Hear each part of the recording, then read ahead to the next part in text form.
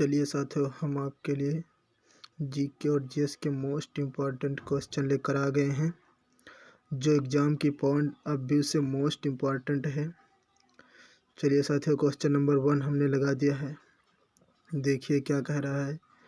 कह रहा है हड़प्पा सभ्यता किस युग की थी।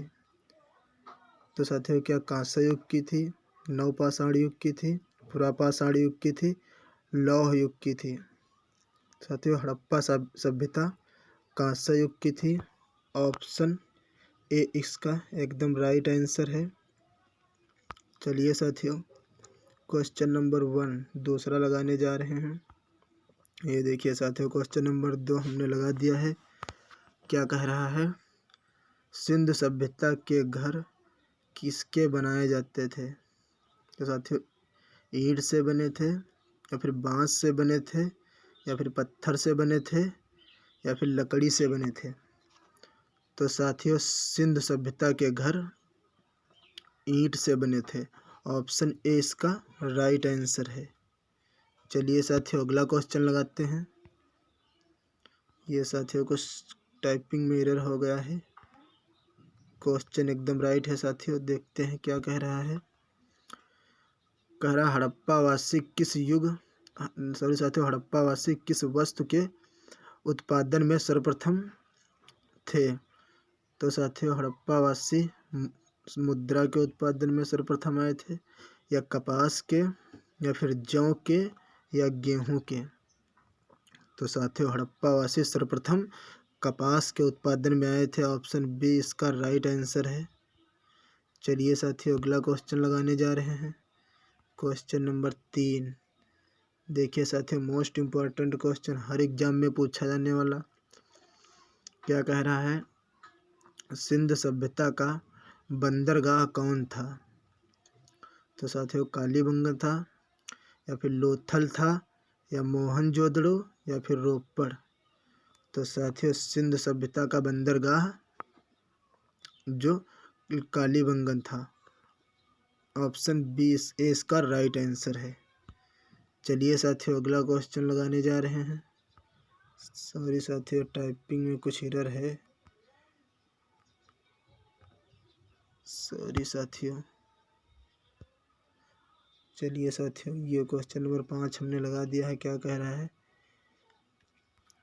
कह रहा हड़प्पा सभ्यता की खोज किस वर्ष में हुई। तो साथियों, हड़प्पा सभ्यता की खोज जो है क्या 1935 में हुई, 1942 में हुई, 1901 में हुई, या 1921 में हुई। तो साथियों, हड़प्पा सभ्यता की खोज 1921 में हुई थी। ऑप्शन डी इसका राइट आंसर है। चलिए साथियों, अगला क्वेश्चन लगाने जा रहे हैं। देखते हैं साथियों, अगला क्वेश्चन क्या कह रहा है। कह रहा हड़प्पा के लोगों की सामाजिक पद्धति थी। तो साथियों, उचित समतावादी थी, वर्ण आधारित थी, जाति आधारित थी, या दास श्रमिक थी। तो साथियों, उचित समतावादी। ऑप्शन ए इसका राइट आंसर है। चलिए साथियों, अगला क्वेश्चन लगाने जा रहे हैं। सॉरी साथियों, ऑप्शन ऊपर नीचे हो गए हैं। क्या कह रहा है क्वेश्चन। मोहनजोदड़ो कहाँ स्थित है। तो साथियों, क्या पंजाब में स्थित है, या सिंध में स्थित है, या गुजरात में स्थित है, या उत्तर प्रदेश में। तो साथियों, ये सिंध में स्थित है। ऑप्शन बी इसका एकदम राइट आंसर है। चलिए साथियों, अगला क्वेश्चन लगाने जा रहे हैं। कह रहा है सिंध सभ्यता के बृहद स्नानागार पाए गए हैं। साथियों, मोहनजोदड़ो में पाए गए हैं, हड़प्पा में पाए गए हैं, या फिर लोथल में पाए गए हैं, या फिर कालीबंगा में पाए गए हैं। तो साथियों, ऑप्शन ए इसका एकदम राइट आंसर है। मोहनजोदड़ो में पाए गए हैं। चलिए साथियों, अगला क्वेश्चन।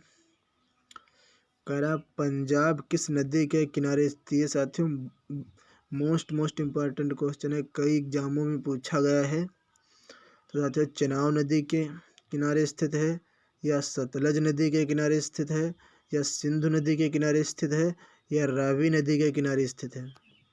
तो साथियों, ऑप्शन बी इसका एकदम राइट आंसर है। सतलज नदी के किनारे पंजाब स्थित है।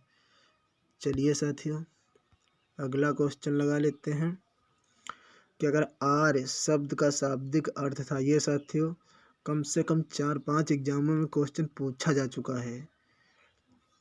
ये अपने आप में मोस्ट इम्पॉर्टेंट क्वेश्चन है।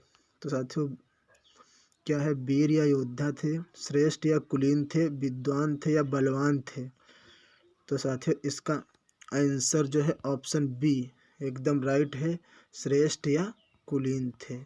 ऑप्शन बी इसका एकदम राइट आंसर। साथियों यूपी 100 चैनल का नाम है, इसे सब्सक्राइब कर लो। यहाँ पर जीके, जीएस और रीजनिंग और मैथ के सारी क्लासें दी जाती हैं। चलिए साथियों अगला क्वेश्चन देखते हैं क्या। क्वेश्चन नंबर 11 साथियों अगर प्रथम विधि निर्माता कौन थे। साथियों ये क्वेश्चन भी मोस्ट इम्पॉर्टेंट है हर एग्जाम। साथियों जितने भी क्वेश्चन करा रहे हैं वो हर एग्जाम में पूछे गए हैं, प्रीवियस ईयर के क्वेश्चन उठा कर लाए हैं। तो साथियों देखते हैं इसका आंसर क्या है। मनु थे या चाणक्य थे या चंद्रगुप्त थे या समुद्रगुप्त थे। तो साथियों मनु थे। ऑप्शन ए इसका एकदम से राइट आंसर है। ये साथियों हर एग्जाम में पूछने वाले क्वेश्चन हैं, जितने भी ये मोस्ट इम्पॉर्टेंट है, मोस्ट इम्पॉर्टेंट क्वेश्चन है साथियों ये।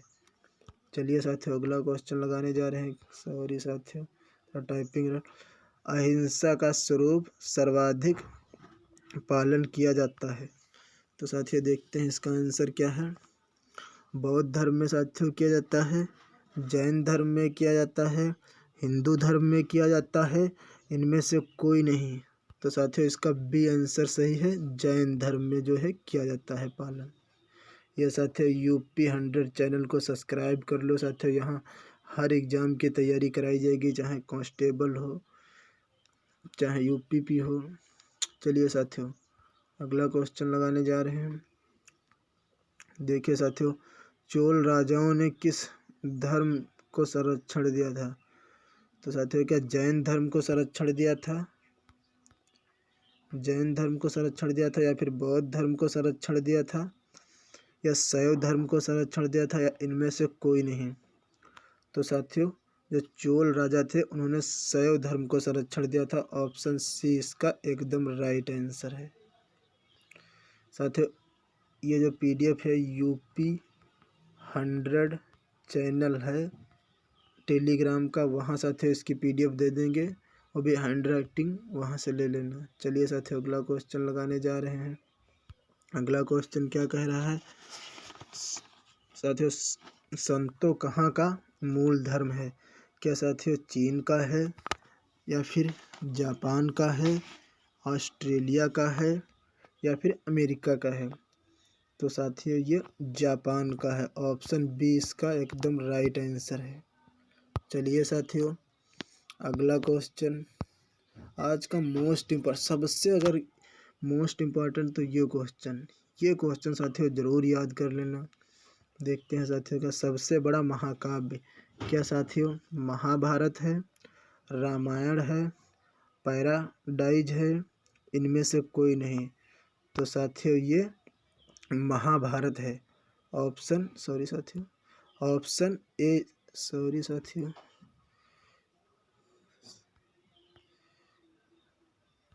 ऑप्शन ए इसका एकदम राइट आंसर है, महाभारत।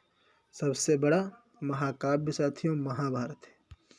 चलिए अगला क्वेश्चन देखते हैं। साथियों यूपी 100 के नाम से चैनल बना हुआ है, इसे सब्सक्राइब कर लो।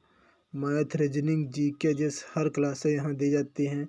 और साथियों यूपी 100 के नाम से टेलीग्राम बना हुआ है, वहाँ पर भी जुड़ जाइए। वहाँ जितनी भी क्वेश्चन कराते हैं साथियों हर क्वेश्चन की हैंड राइटिंग पीडीएफ वहाँ डाल देते हैं।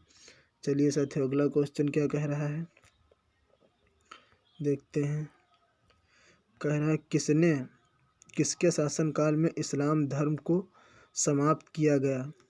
तो साथियों इस्लाम धर्म को क्या अकबर के शासनकाल में समाप्त किया गया, या बाबर के शासनकाल में समाप्त किया गया, या शेर शाह के, या शाहजहाँ के। तो साथियों ये अकबर के शासनकाल में। ऑप्शन ए इसका एकदम राइट आंसर है।